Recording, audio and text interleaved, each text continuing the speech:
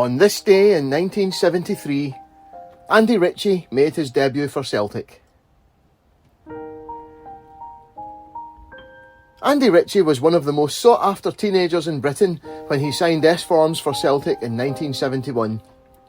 He signed full-time in February 1973 and then was farmed out to Kirkintilloch Rob Roy, where he scored 36 goals in 14 games and was quickly recalled.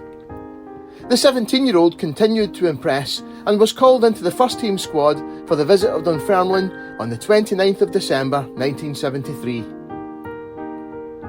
Celtic were closing in on 9 in a row, 5 points ahead of second-placed Hearts as the halfway point of the season approached. Ian Archer wrote in the Glasgow Herald on the morning of the match, "Suitably, at such a moment, Steen has chosen as substitute a young man who, more than anyone, epitomises the continuing hold that Celtic have not only over their rivals, but on the public imagination as well. His name is Andy Ritchie. He is big, strong, 17, and potentially the best player of his age to emerge in Scotland for many years." One hesitates to shower praise on unproven talent, but such indiscretion is unavoidable with a boy who will be handed a number 12 shirt today. 3 years ago, on a quiet Sunday morning, we were called out of the corridors of Parkhead by Steen to watch a match being played in front of empty, echoing terraces at Celtic Park. "Look at him," the manager said, pointing at the centre forward, a giant among lads, yet a footballer, even at 14, of delicate Scottish skill. Steen said no more, and for the next half hour we watched the infant Ritchie. It was all rather special. He caressed the ball, dropped his shoulder into dummy after dummy, and occasionally shot with such power that we inquired why, even then, he was not playing in the first team. On a wet and windy afternoon, Celtic lined up Hunter, McGrain, Brogan, McCluskey, McNeil, Hay, Hood, Murray, Deans, Dalglish, Lennox, subs, Wilson, Ritchie. This was a Celtic team playing as well as at any time since the turn of the decade, as they scored 6 goals for the second match in a row. William Hunter wrote in the Glasgow Herald on the 31st of December 1973, "They played football the way the Harlem Globetrotters engage in basketball, which is to say, they almost removed the game from the sports field and put it into the circus arena. They beat the young Dunfermline players through legs and off them. Dalglish once somehow contrived to send 2 opponents the wrong way just by standing on the ball.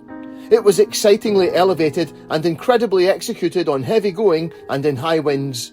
Celtic exulted in their skills."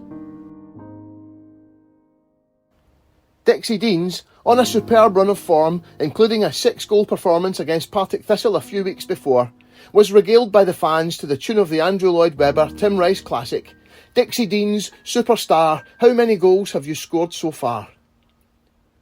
Deans had to share the limelight with Kenny Dalglish and Harry Hood on this occasion, the 3 scoring 2 apiece, and young Ritchie was introduced with the score at 4-0 for the last 15 minutes, in a double substitution with Paul Wilson, the pair replacing Billy McNeil and Bobby Lennox. Ritchie impressed in his late cameo, starting the move that led to Harry Hood's 2nd and Celtic's 6th on 85 minutes. He was only denied a spectacular debut goal by a great save in the closing minutes, Jim Blair writing in the Evening Times of the 31st of December 1973. "The former Rob Roy striker, who now plays midfield, unleashed a Peter Lorimer special from all of 35 yards, which Carlson picked up late in the falling gloom and turned wide. A great save." Celtic were looking certainties for 9 in a row, William Hunter ending his Glasgow Herald report, "Dunfermline moved quite sweetly from the wings at the start, but Athletic were playing only drafts on a board that Celtic were using for master chess." Celtic were soon to be rocked by the losses of Davy Hay and George Connolly, and they ran out of steam at the tail end of the following season as their 10 in a row bid stuttered and died. Andy Ritchie's Celtic career fared little better. As always with young players, Steen was only giving him a taste of first-team football, and it would be season 1975-76 before he was given a chance, with Sean Fallon in charge while Jock Steen recovered from his near-fatal car crash in the summer of 1975. There were some highlights for the playmaker in his sporadic appearances, including a goal against Aberdeen in a League Cup match at Pittodrie in August, and a spectacular solo effort against Leeds United in a friendly match in February 1976. But the concerns that would lead to his departure were already evident. He was fabulously talented, but that talent never seemed to be matched by the effort he expended. Tagged with a reputation for laziness, it was still a surprise when the returning Jock Stein offloaded the 20-year-old to Morton on the 27th of October 1976 in a deal that brought keeper Roy Baines to Celtic as backup to Peter Latchford. Ritchie inspired First Division Morton to promotion in 1977-78, and in their first match in the Premier Division in August 1978, Billy McNeill's first competitive match in charge, scored against Celtic and gave them a very uncomfortable last 15 minutes in their 2-1 win at Capello. 1978-79 was Andy Ritchie's greatest season, and despite playing as a part-timer, he was named the Scottish Football Writers' Player of the Year, which was richly deserved after some outstanding performances as Morton surpassed expectations to finish comfortably in mid-table.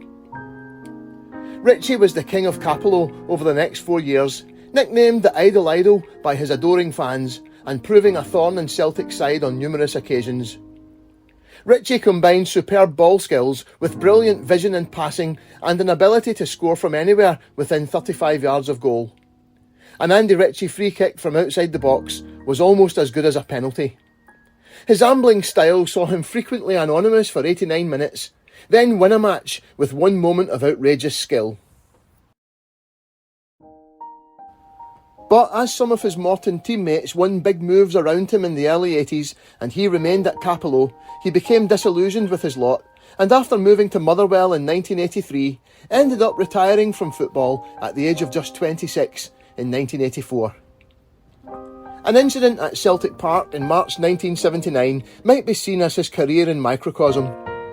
Hugh Taylor wrote in the Evening Times of the 28th of March 1979, "It looked the goal of the season when magician Andy Ritchie hit an amazing 40-yard shot against the wind and held his hands high in delight as the ball bounced into the net. Then Andy held his head as, in what must be the worst decision of the season, referee Gus McFall consulted a flag-waving linesman and chalked off the goal, apparently because of an obstruction incident no one apart from the linesman saw." Andy Ritchie should have achieved so much more in the game, and is on record expressing his regret at the way his career turned out, and blaming no one but himself. Anyone who had the privilege of seeing Andy Ritchie play at his peak knew they were watching a genius at work and one of Scottish football's greatest mavericks. It was Celtic's misfortune that his greatest days came in blue and white and not green and white hoops.